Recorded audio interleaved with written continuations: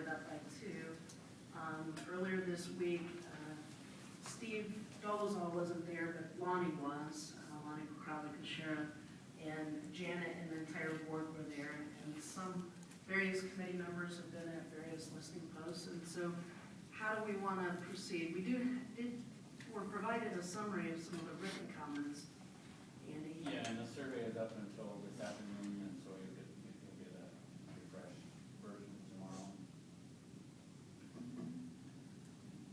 Anybody have any insights on how they thought those meetings went and the variety of opinions presented to us? Well, in all honesty, I was a little disappointed in the number of, I'll call them new people that I heard from. Most of the people that approached the microphone, I already knew they were in favor or they were against, or I had already heard their opinion somewhere down the road. So I kind of hoped that there would be, not that I don't want to hear from those people, but I'd hope there'd be some more people that were just different voices to hear from. And there wasn't a whole lot of that once you subtracted the people who we already knew were for it or the people who we already knew were against it. The new voices weren't really that many. One of the observations I've had is it seems to be some trend that those who were against both proposals, I found very few people that said, well, I voted for one and voted for the other. They either were for or against both of them. But there seems to be some traction or some trend that to those who are against seem to be a little more in favor of addressing the court services first.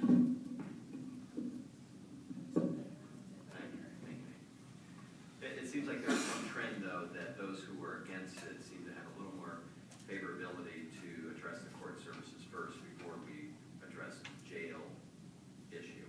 And it seems to be some trend of that seems to be getting some traction, as I've noticed through a lot of these meetings. Any other comments on various input sessions? The only thing I would say is that we actually, the ones I attended, they were very poorly attended. I think the most we ever had was maybe 16 at any of those listening posts. And the majority of them were all over the board. Many said keep shipping the prisoners. They got themselves in trouble, sending them away, go elsewhere. They were not concerned about their civil liberties and civil rights and so forth. Many were in favor of building a justice center, both facilities. I hear people on both sides saying, build the jail, build the courthouse. They both, I think the majority overwhelmingly are supportive of doing both. However, we can't get to 60%. We have to work with or live with.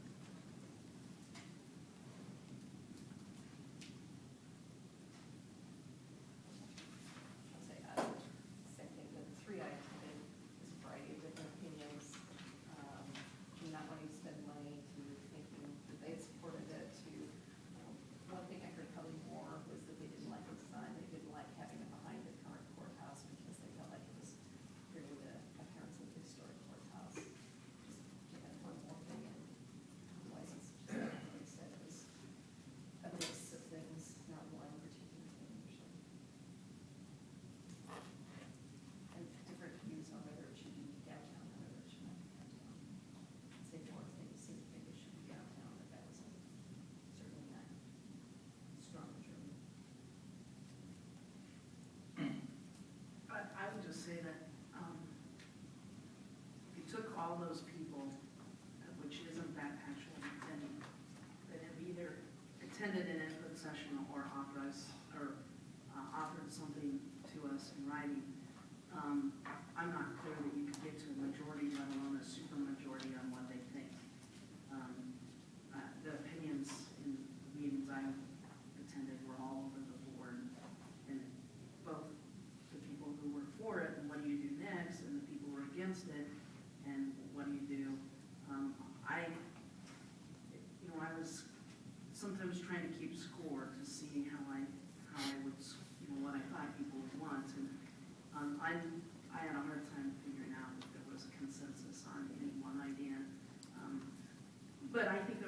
lot of good ideas offered. And when there were smaller groups, like I remember the one in Solon that Terrence and I did, it was a really nice conversation. I mean, there were only a handful of people there, but we really got into the issue and had a good conversation. And so I think the journey, at least from my perspective, helps me think through what happens next. But I'm not sure that I got a majority consensus input that says this is the magic thing we should do next.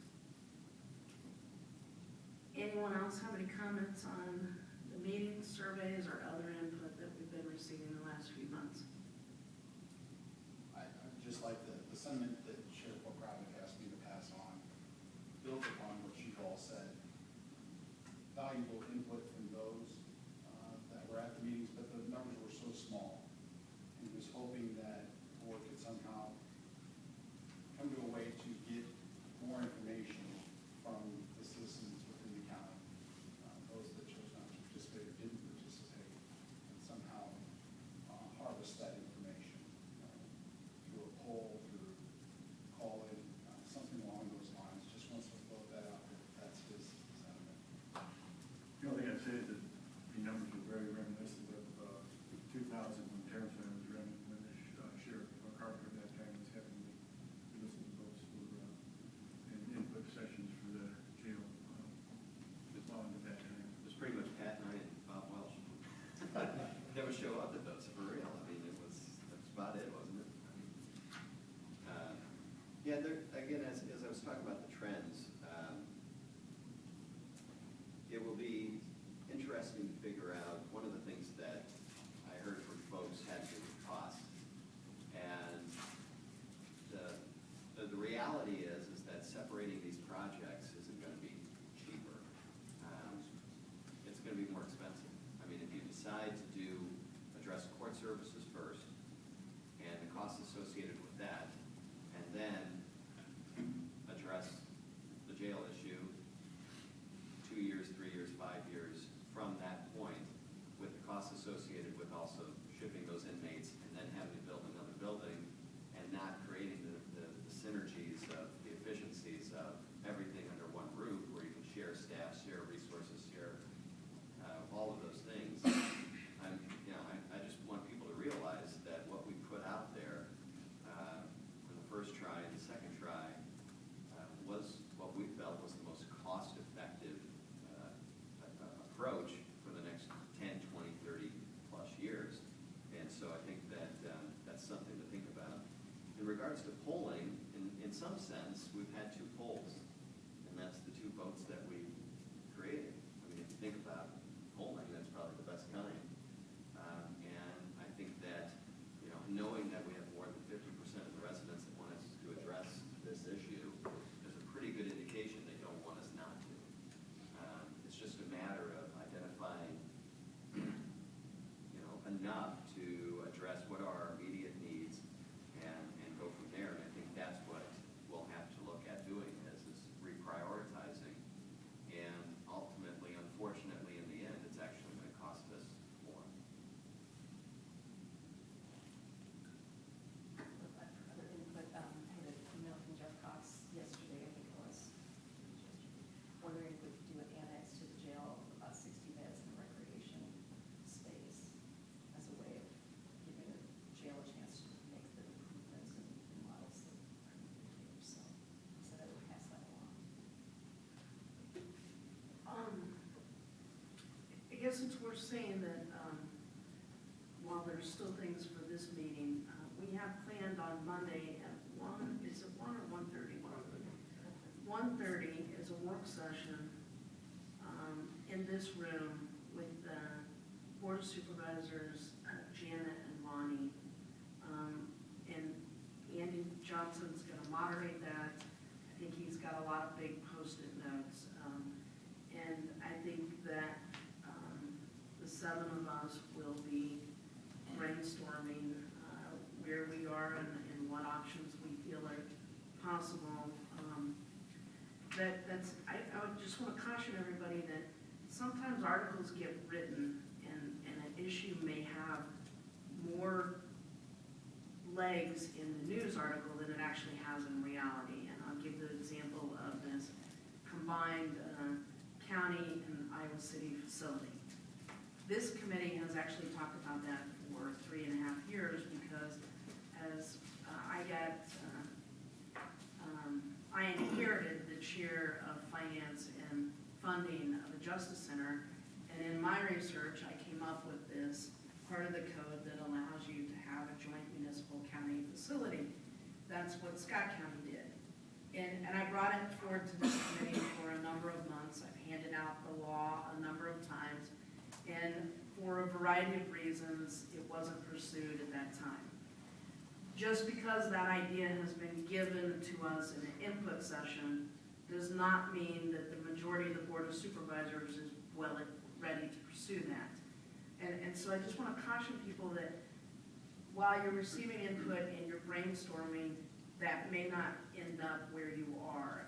And if everything we've been told ended up with big news stories, people would be, really confused. And so while I think that is an interesting idea, that I don't like a lot of government buildings, I find it confusing. I like consolidation. I like people to go to one place. It's just an option. It's not one that necessarily has more support than any other ideas that have been thrown out there. And so that meeting on Monday is a public meeting because the entire Board of Supervisors will be there, but I would just caution people, it is a work session of the board and the county attorney and the sheriff, and not necessarily a public input session.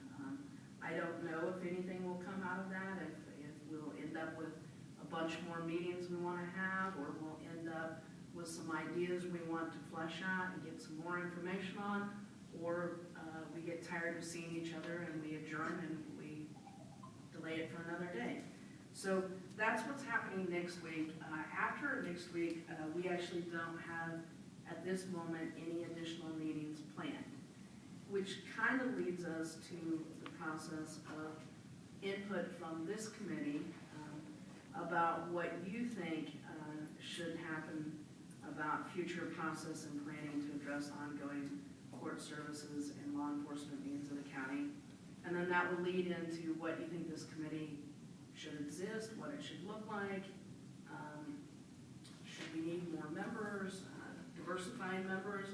Again, no final decisions, but we'd love to hear what you think. So the first thing is future processes and planning to address the ongoing needs of court services and law enforcement. And what kind of meetings or, I get that Lonnie would like a poll. He's mentioned that multiple times, and so that can be on the list as a possibility. And I would just say that I'm not going to ever vote to use taxpayers' dollars to poll people, but there may be people who are willing to. I'm just not one of them. So what are the other things the committee would like to see considered, or any other meetings? Any other input? Yeah. This is Doug Russell. I think you should consider inviting the clerk of court to your meetings and your work sessions, and also inviting a representative from the judicial branch, either court administration or one of the judges, to attend your work sessions, or at least be added to the committee so you can have them at the table and get their input, because they are important stakeholders in this building or in next building. Judge, just for the record, we did, in the beginning, the former clerk was invited to always attend, and she came a couple of times, but that was it. So that was her decision. I mean, she was invited. I know we've got a new person in that position, and I think that's a good piece of advice. And that may well make a difference, just like the change in who was in the office of sheriff changed when we had deputies at the courthouse. Thank you. Thanks, Doug. You know this, but anyone else may not know that Chief Judge Patrick Grady attended our board meeting last Thursday afternoon, or morning. It might have ended up afternoon by the time we got there. I'm not clear. Close. I thought it was a very nice conversation. I appreciate him taking the time to spend time with us. And as we did with the government officials last week, we did ask some follow-up questions. In a lot of the input meetings, you know, we haven't quite understood what somebody's trying to say. We've asked them to clarify it. And you know, the chief judge was very, I think he was very frank and honest with his thoughts about where it should be and what should happen, and the concerns about staffing and safety, and some of the conversations that have been going on even about cash bonds. Rod had asked him a question about that, and he didn't hesitate to talk to us, and I really appreciate him taking the time to spend some time giving his point of view. And so, I met with him this noon, and he asked me to pass along his things for the invitation to address you. He also reported that it was a good, I'm glad it was mutual. I believe it was. So, anybody else have any ideas about what, I mean, a couple of these agenda items can metamorphose into each other, because the next one is Criminal Justice Coordinating Committee organization and structure. And, you know, what happens with this committee, there are some changes that are gonna occur just naturally in that County Champion's not running for re-election, and Connie's been representing, has been a representative of the city of Iowa City. Drew Lakin has graduated and off doing some internship. So, and there have been some other people who haven't attended a lot, and so even if we ended up with a similar size committee, there would be a natural need to add some more people.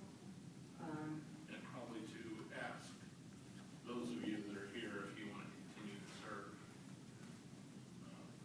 you know, periodically. This is, unlike most of our committees, this didn't really have term limits typically. There are term limits, and we ask folks if they wish to re-up. Hopefully you will want to.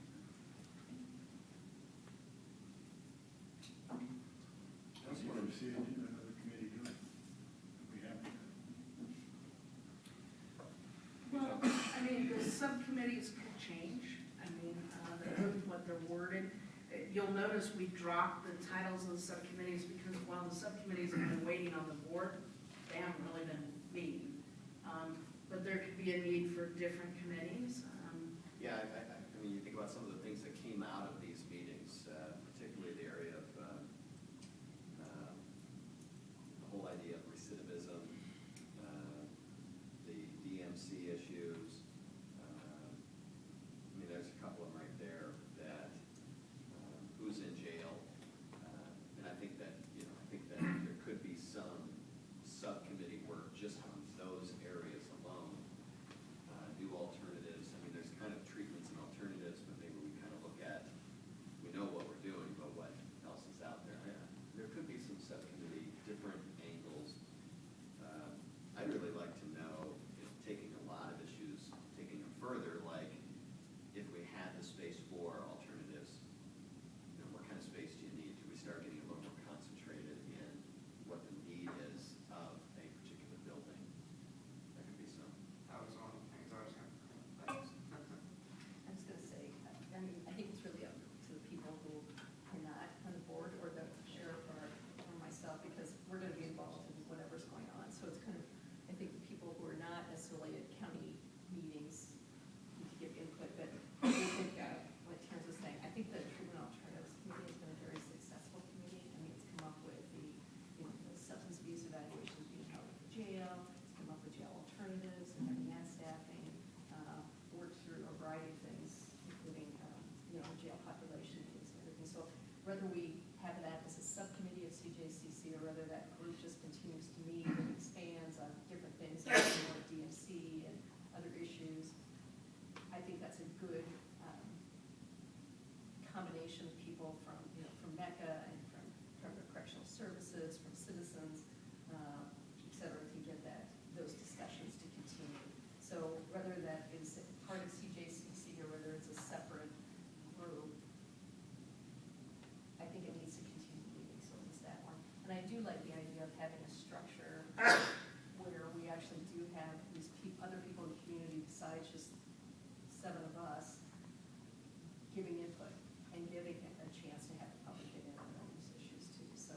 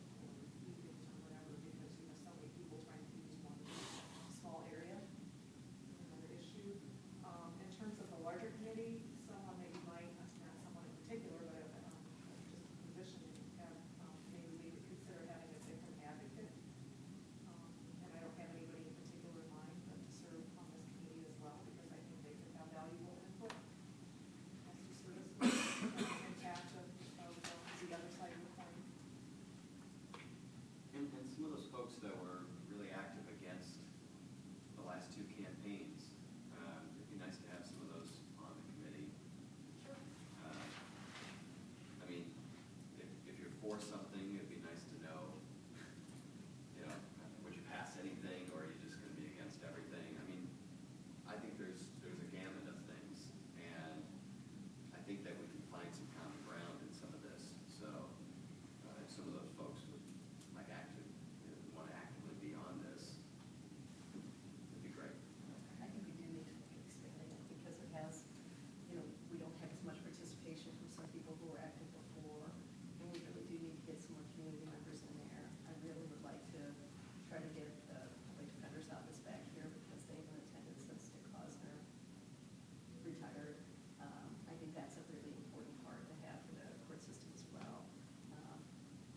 So I think we can, I kind of like the idea of having us meet, say, the CJCC, the whole group, maybe less often, but to have the committees continue, but include more people on both CJCC and the subcommittees, so expand them.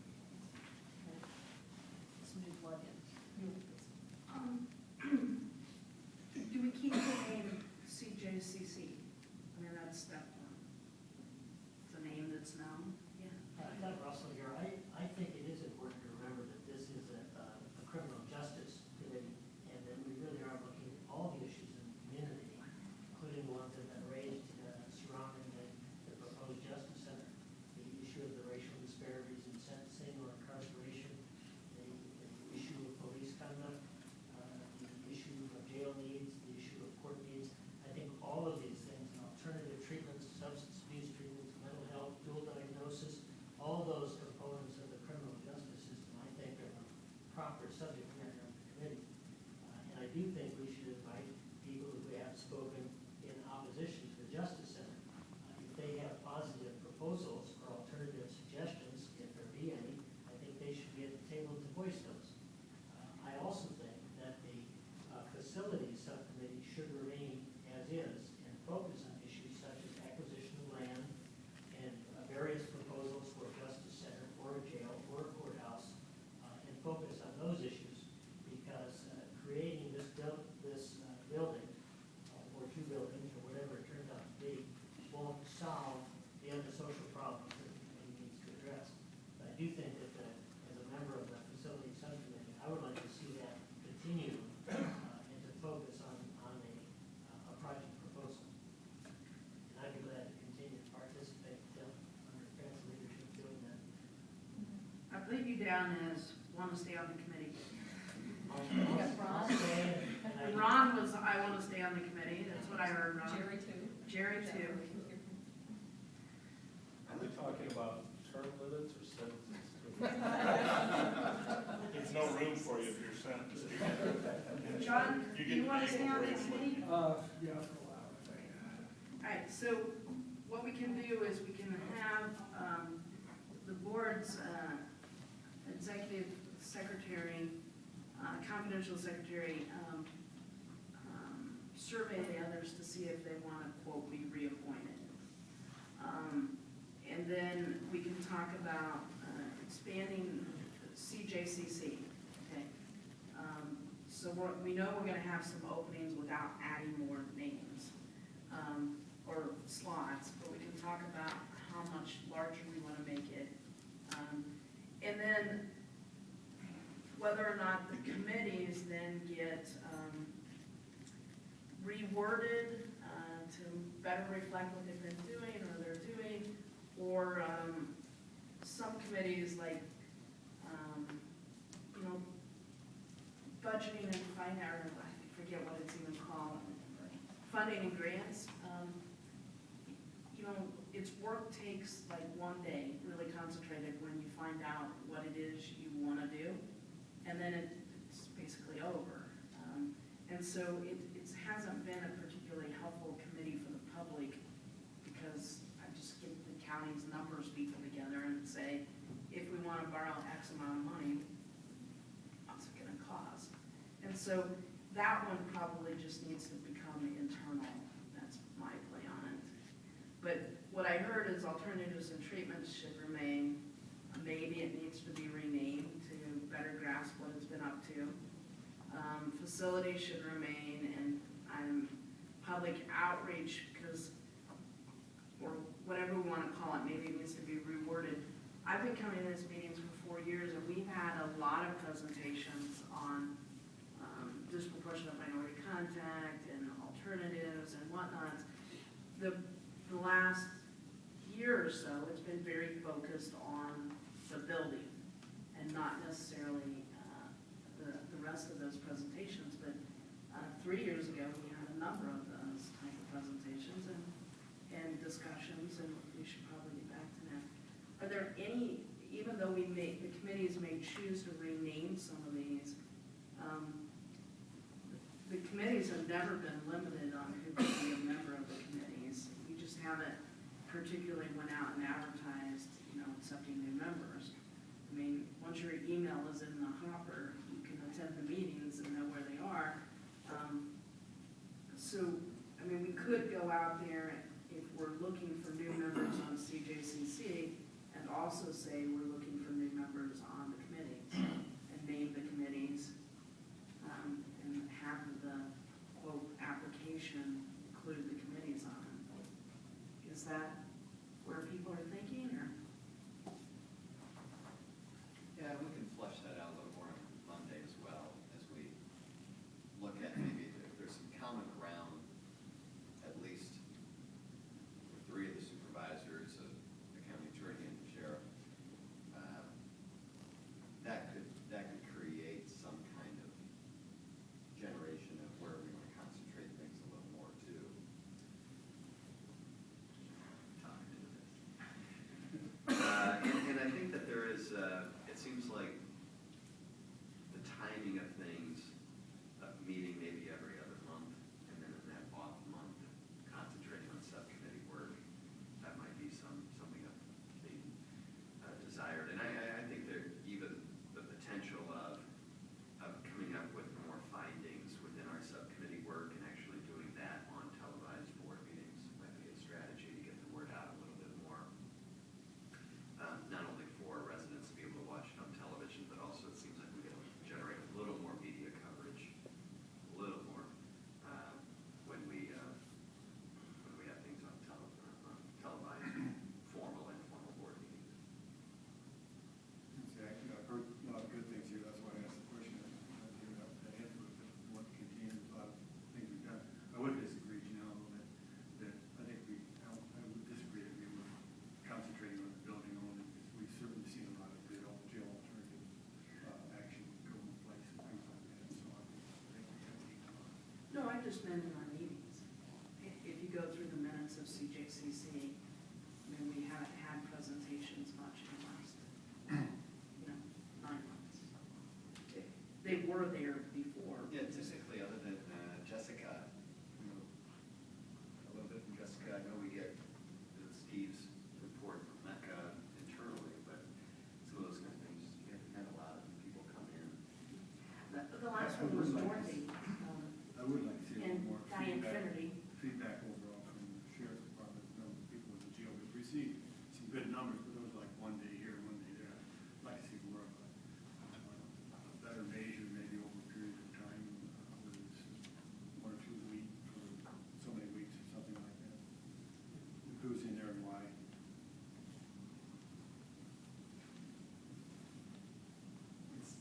Those reports are done by Deputy Getter in his own time.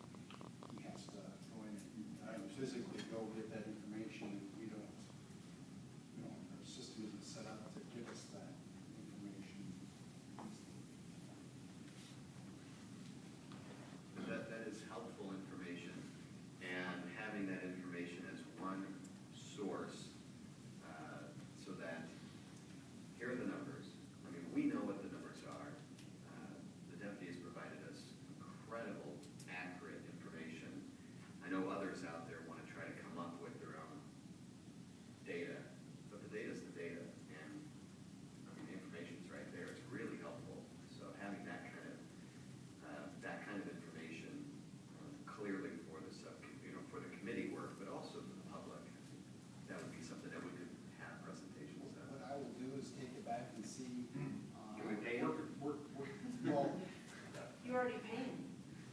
It's just he has another job to do. You I was know, trying to get you some extra money, but.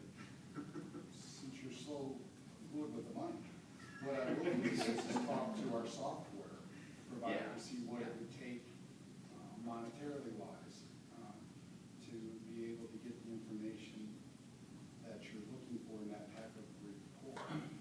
Short of having seen what that Decatur puts together, if that's what you're looking for, I can take his template, share it with them, and see what that, if it's even feasible to do.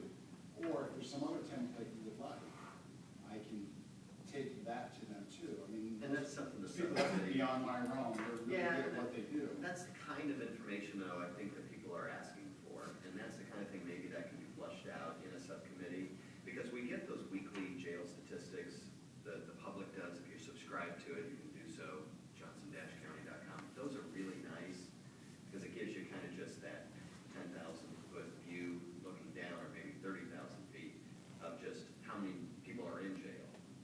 But I think people want to know more, and so we can. That being said, Brian, you could comment on how long does it take you to do one day Oh. snapshot? It takes multiple days, just because I have to kind of go through all the information by, like I said, by hand. I just want to say that the reason I do one-day snapshots is because it's so time consuming. But now that I've done like 5 or 6 of these, the reason I do the one day, it kind of shows who's there on that particular given day. Now that I've done like 5 or 6 of these, you could compare those 5 or 6 and get a general average, and they're all pretty much show the same thing.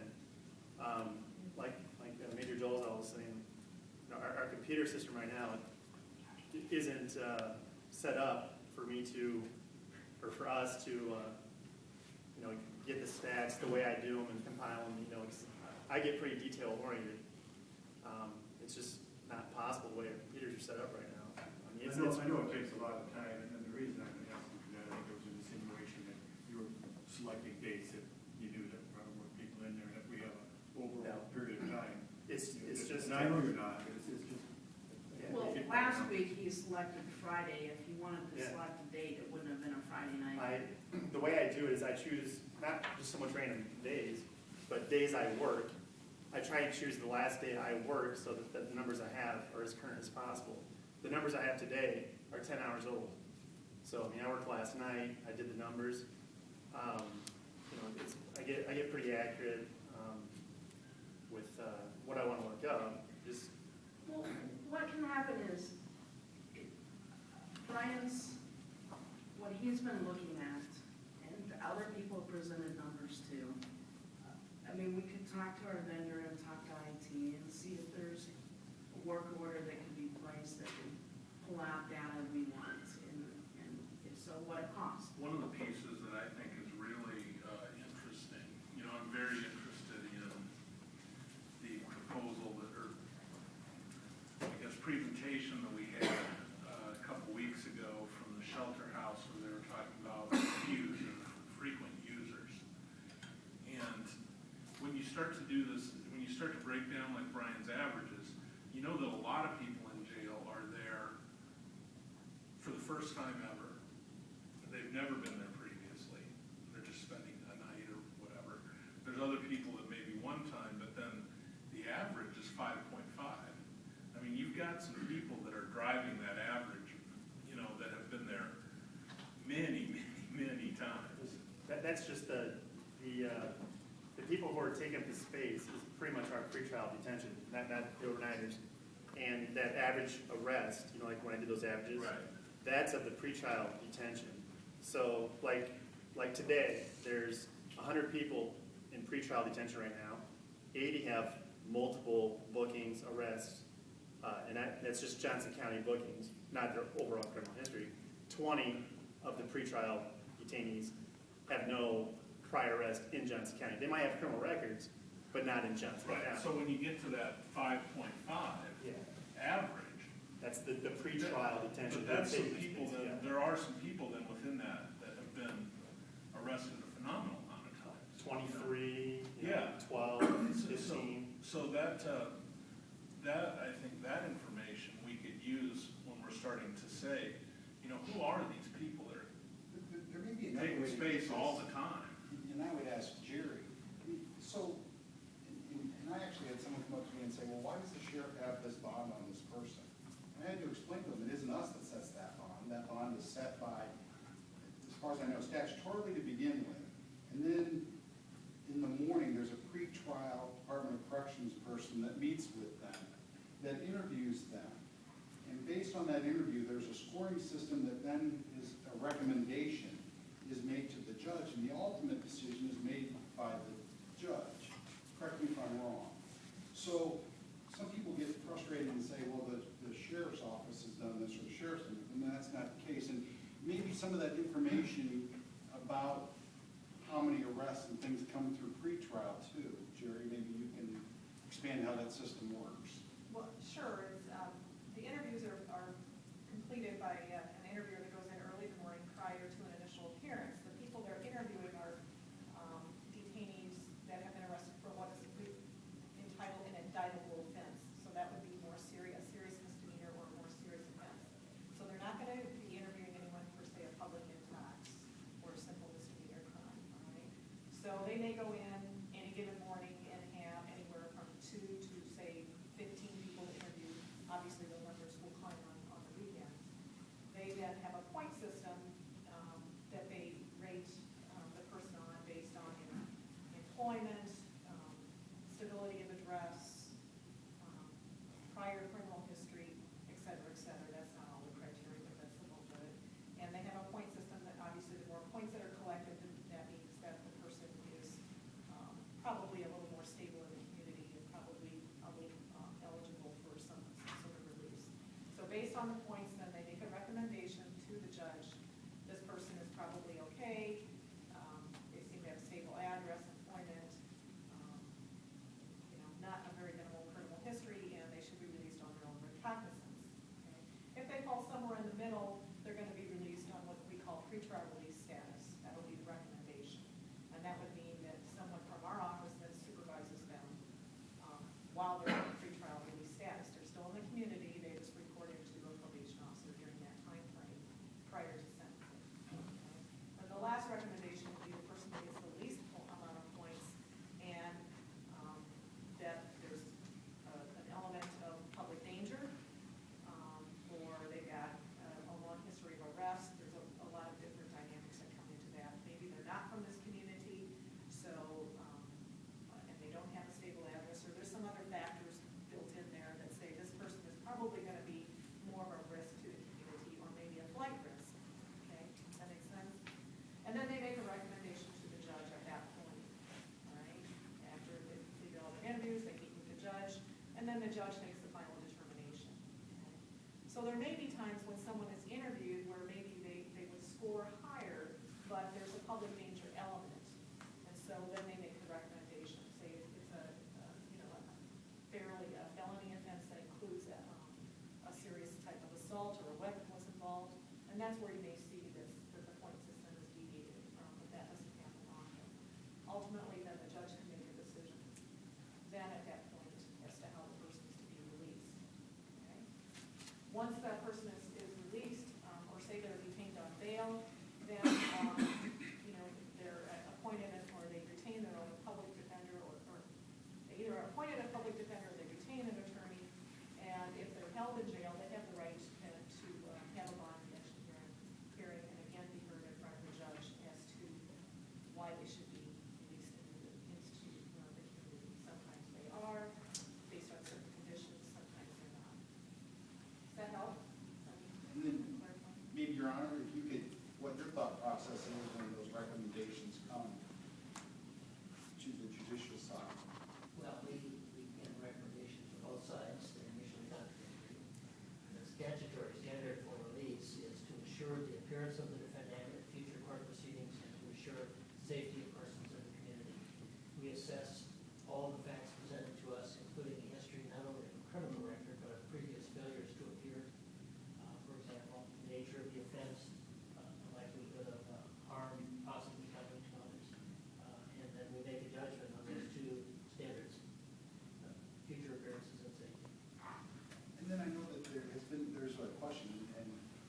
I wasn't able to answer it. Maybe I was looking for Jerry or you, Your Honor, to help me understand.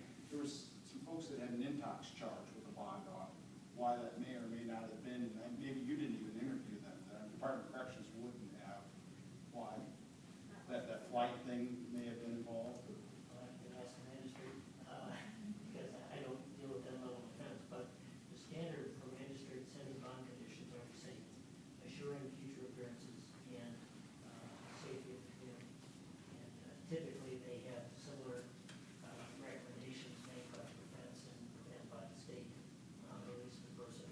And the same factors that can come into play with a simple misdemeanor assault as opposed to a willful injury type assault. Safety of persons in the community, prior records, appearing or not appearing, same kind of factors are taken into account. The other thing too, we've adopted, which is kind of came out of the alternatives subcommittee in past years, was coming up with what we call the informal bond review. So if somebody's in jail, public defender or any attorney can ask to have the bond conditions of their client reviewed in the morning informally in front of one of the district associate court judges or somebody there from Department of Correctional Services and somebody from the county attorney's office, and kind of present it to the judge. And the county attorney's office frequently says, yeah, if you verify their address, we're fine giving them the release, and that frequently happens. The other thing too that we've started is the jail population. We're getting a lot of people out, because we're looking at everybody in jail every week. We now have the district associate court judges also joining us, so we can go through and figure out this person's in there on a public intox, they've already done day, they're not from here, that's why bond was on, but they, we're not gonna ask for any more time on this, let's get them out pending trial. And that has probably been the biggest thing that's led to our decrease in jail population. So, I mean, I go back to, I think some of the things the Criminal Justice Committee has worked on over the years have been very effective, and that's an example of it.